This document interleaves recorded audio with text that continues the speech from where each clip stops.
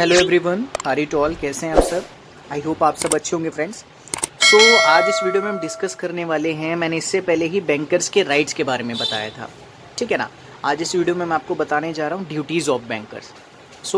ध्यान से सुनिएगा, पूरी वीडियो वॉच करिएगा। एंड अगर आप BLLB के online notes, online classes and notes के बारे में आप अगर जानना चाहते हैं, अगर नोट्स लेना चाहते हैं आप BLLB के सब्जेक्ट्स के, जो भी लॉ सब्जेक्ट्स के आप नोट्स लेना चाहते हैं, आप इजीली ले सकते हैं। कॉन्टैक्ट नंबर आपको डिस्प्ले पे भी शो हो रहा होगा एंड डिस्क्रिप्शन बॉक्स में भी अवेलेबल करवा दिया गया है। आइए स्टार्ट करते हैं अपना वीडियो। Duties of banker. तो ड्यूटीज़ ऑफ बैंकर क्या है, मैं आपको बता देता हूँ कि जो ड्यूटीज़ ऑफ बैंकर है, सबसे पहले क्या है, the bank has a statutory obligations. Bank के क्या है, the bank has a statutory obligations to honour the cheques of its customer the amount standing to the credits of the customer accounts. यानी जो भी ड्यूटी है banker की, उसमें सबसे पहले ड्यूटी क्या आती है कि जो भी कस्टमर, यानी जो भी बैंक में कस्टमर आ रहा है, अगर वो कोई भी चेक दे रहा है तो उसे ऑनर करना, उसे एक्सेप्ट करना, ठीक है। वो होती है सबसे पहला एक ड्यूटी ऑफ द बैंकर। दूसरा जो आता है वो है there must be a sufficient fund of the customer in the hands of the bank. यानी जो भी कस्टमर अमाउंट दे रहा है, चाहे वो बैंक में डिपॉजिट करने के लिए दे रहा है, तो ऐसी कंडीशन में उसको क्या करना है, उस चीज़ को बैंक को अपने हाथ में लेना, सफिशिएंट तरीके से जो भी फंड उन्होंने दिया है उसको अपनी कस्टडी में रखना है, ठीक है। तीसरा जो आता है, the funds must be properly applicable for the payment of the customer cheques. और जो भी चेक डिपॉजिट करवाया जा रहा है, उसे देखना कि उस चेक में वही अमाउंट है जितनी वो डलवाना चाह रहे हैं, ठीक है, जितने वो डिपॉजिट करवाना चाह रहे हैं, ठीक है।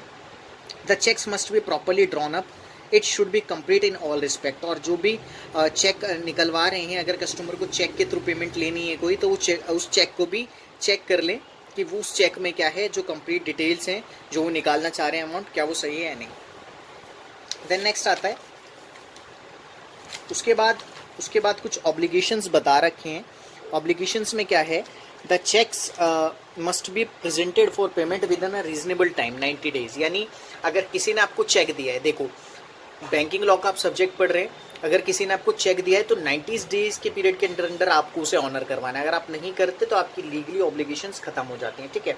तो cheque must be presented in payment, यानी अगर आपने चेक दे दिया है बैंकर को, तो उसे 90 डेज के अंदर वो टाइम पीरियड के अंदर, ठीक है, आपको देना है। There must be no legal bar preventing the payment of such cheques, ठीक है। अगर नहीं करते तो कोई भी लीगल प्रिवेंटिंग, आपको कोई भी legal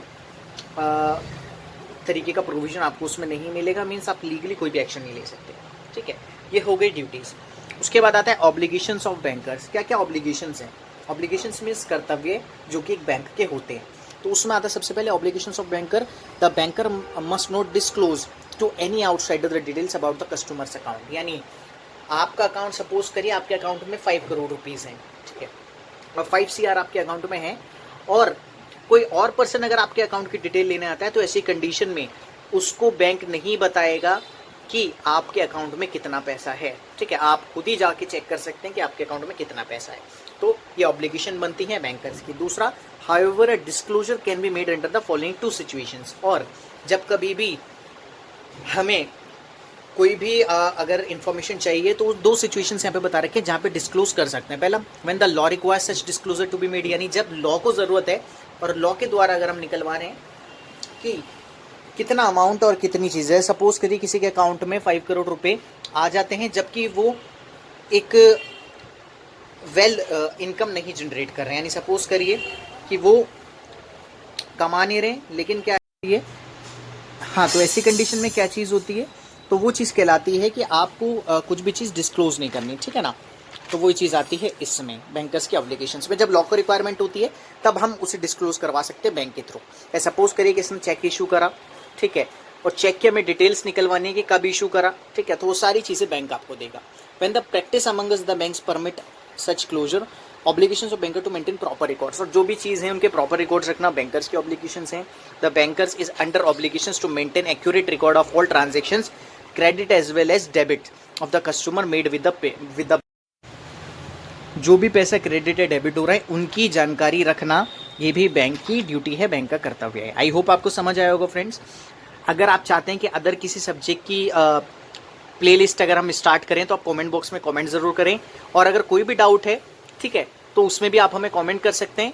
and for legal awareness आप हमें इंस्टाग्राम पे भी फॉलो कर सकते हैं। इंस्टाग्राम पेज का लिंक आपको डिस्क्रिप्शन बॉक्स में अवेलेबल करवा दिया जाएगा। And the second thing is कि अगर आप ऑनलाइन BLLB की क्लासेस एंड नोट्स लेना चाहते हैं तो डिस्प्ले पे भी आप जाके हमें कॉन्टैक्ट कर सकते हैं। सो ज़्यादा शेयर करें एंड सब्सक्राइब करना बिल्कुल ना भूलें हमारे चैनल को। Thank you friends.